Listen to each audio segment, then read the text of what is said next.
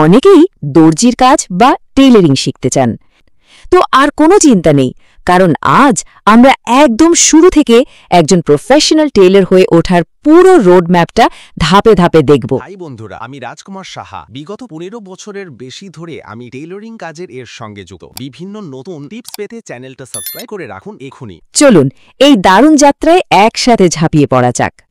আচ্ছা, কখনো কি মনে হয়েছে যে এক টুকরো সাধারণ কাপড়কে নিজের হাতে একটা অসাধারণ পোশাকে বদলে দিলে কেমন হয়? এই স্বপ্নটা কিন্তু অনেকেরই, আর এই স্বপ্নকে সত্যি করার প্রথম ধাপটাই আমরা আজ একসাথে পার করব। তো আমাদের এই পুরো যাত্রাপথটাকে আমরা মোট 6টা ধাপে ভাগ করেছি।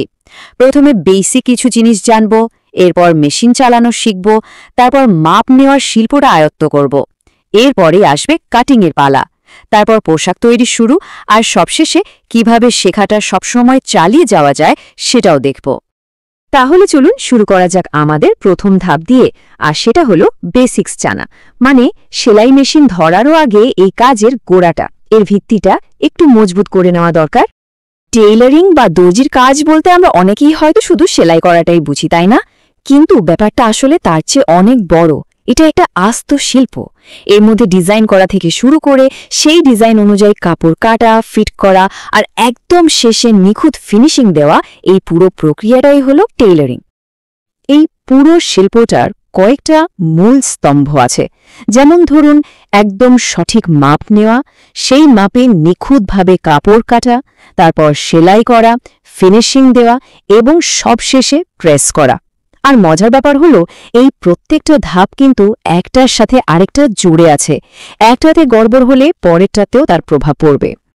আচ্ছা, বেসিক তো জানা হলো, এবার তাহলে আসল কাজে নামা যাক, তাই না? আমাদের দ্বিতীয় ধাপ হলো মেশিন চালানো শেখা। মানে থিওরি তো অনেক হলো, এবার প্র্যাকটিক্যাল। আমাদের সবচেয়ে জরুরি যে হাতিয়ার, সেলাই মেশিন, সেটাকে এবার বশ মানানোর পালা। যে কোনো ভাষা শিখতে গেলে যেমন অ, আ, ক, খ জানতে হয়, সেলাইয়েরও তেমন বর্ণমালা আছে। আর সেগুলো হলো এই 5টা স্কেল। একদম সোজা সেলাই করা, সেলাই মজবুত করার জন্য ব্যাকস্টিচ দেওয়া, জিগজ্যাগ স্টিচ, মেশিনে ঠিকঠাকভাবে সুতো পরানো, আর ববিনে সুতো ভরা। বিশ্বাস করুন, বড় বড় সব ডিজাইনারি পোশাকের শুরু কিন্তু এই সাধারণ কাজগুলো দিয়েই হয়। এখানে একটা ছোট্ট কিন্তু খুবই কাজের টিপস দিই। শুরুতেই দামি নতুন কাপড় নষ্ট না করে পুরনো কোনো চাদর বা কাপড়ের ওপর মেশিন চালানোর অভ্যাস করুন। এতে কি হবে জানেন? ভুল করার ভয় থাকবে না, আর খুব দ্রুত হাতে একটা কনফিডেন্স চলে আসবে। মেশিন চালানো তো মোটামুটি শেখা হলো। এবার আসি তৃতীয় ধাপে, যেটা আসলে একটা শিল্প, আর সেটা হলো মাপ নেওয়া। একটা পোশাক কতটা পারফেক্ট হবে তার পুরো ব্লুপ্রিন্টটাই কিন্তু তৈরি হয় এই ধাপে। এখানে এক চুলো ভুল করার সুযোগ নেই। আর এই কথাটা একদম 100% সত্যি।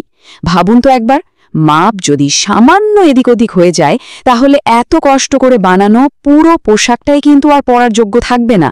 এই জন্যই এটাকে টেইলরিংয়ের সবচাইতে গুরুত্বপূর্ণ অংশ বলা হয়। ব্যাপারটা খুব সহজ। সব পোশাকের জন্য তো আর একই মাপ লাগে না, তাই না? যেমন একটা শার্ট বানাতে গেলে বুকের মাপ, কাঁধের মাপ, হাতার লম্বা, এগুলো জরুরি। আবার একটা প্যান্টের জন্য কিন্তু কোমর, হিপ বা থায়ের মাপটা লাগবে। কোন পোশাকের জন্য কোন কোন মাপ নিতে হবে, এই ব্যাপারটা পরিষ্কারভাবে বোঝাটা খুবই জরুরি। মাপজোকের পালা শেষ। এখন চতুর্থ ধাপে আমরা সেই ম্যাপটাকে কাজে লাগাবো, মানে কাটিংয়ের কৌশল শিখব। এই ধাপে কিন্তু কাগজের নকশাটা প্রথমবারের মতো কাপড়ের ওপর জীবন্ত হয়ে ওঠে। কাটিং কিন্তু শুধু কাঁচি দিয়ে কাপড় কাটা নয়, এর পেছনেও কিছু কৌশল আছে। যেমন কাটিং প্যাটার্ন বুঝতে পারা, কাপড়ের উপর প্যাটার্নটা ঠিকঠাকভাবে বসানো, আর সবচেয়ে জরুরি হলো কাপড়ের আঁশের দিক বা গ্রেন ডিরেকশন বোঝা। এটা ঠিক না হলে পোশাকটা পরার পর ভালো ফিটিং দেবে না। সব প্রস্তুতি শেষ। বেসিক, মেশিন চালানো, মাপ নেওয়া, কাটিং সব শেখা হয়ে গেল। এবার তাহলে সেই মাহেন্দ্রক্ষণ, আমাদের পঞ্চম ধাপ, যেখানে এই সবগুলোকে মিলিয়ে আমরা প্রথমবার একটা আস্ত পোশাক তৈরি করব। তবে হ্যাঁ, শুরুতেই কিন্তু ব্লেজার বা কোট বানানোর চেষ্টা করাটা ঠিক হবে না। ধাপে ধাপে এগোতে হবে। যেমন প্রথমে একটা বালিশের কভার বানিয়ে হাতটা সেট করা যেতে পারে, তারপর হয়তো একটা সহজ কুর্তা বা শার্ট, তারপর প্যান্ট। এভাবে আস্তে আস্তে কঠিন জিনিসের দিকে এগোলে শেখাটা সহজ আর আনন্দদায়ক হয়। আর সবশেষে আমাদের শেষ ধাপ, যদিও এটাকে ঠিক শেষ বলা চলে না, কারণ টেইলরিং এমন একটা জগৎ যেখানে শেখার কোনোদিনও শেষ হয় না। ফ্যাশন বদলায়, নতুন নতুন কৌশল আসে, তাই নিজেকে আপ টু ডেট রাখাটাই আসল চ্যালেঞ্জ। তো কিভাবে শেখাটা চালিয়ে যাওয়া যায়? উপায় অনেক। ভালো ভালো বই পড়া যেতে পারে।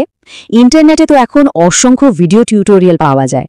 নতুন নতুন আইডিয়ার অনুপ্রেরণার জন্য এগুলো দারুণ কাজে দেয়। তো একজন দর্জি হয়ে ওঠার পুরো পথটা তো দেখা হলো, একদম বেসিক থেকে শুরু করে সারা জীবন শেখার প্রতিজ্ঞা পর্যন্ত। এখন শুধু শুরু করার অপেক্ষা। ভাবুন তো, নিজের হাতে তৈরি করা প্রথম পোশাকটা কি হবে? আশা করি আজকের এই আলোচনা সেই প্রথম পদক্ষেপটা নিতে একটু হলেও সাহায্য করবে।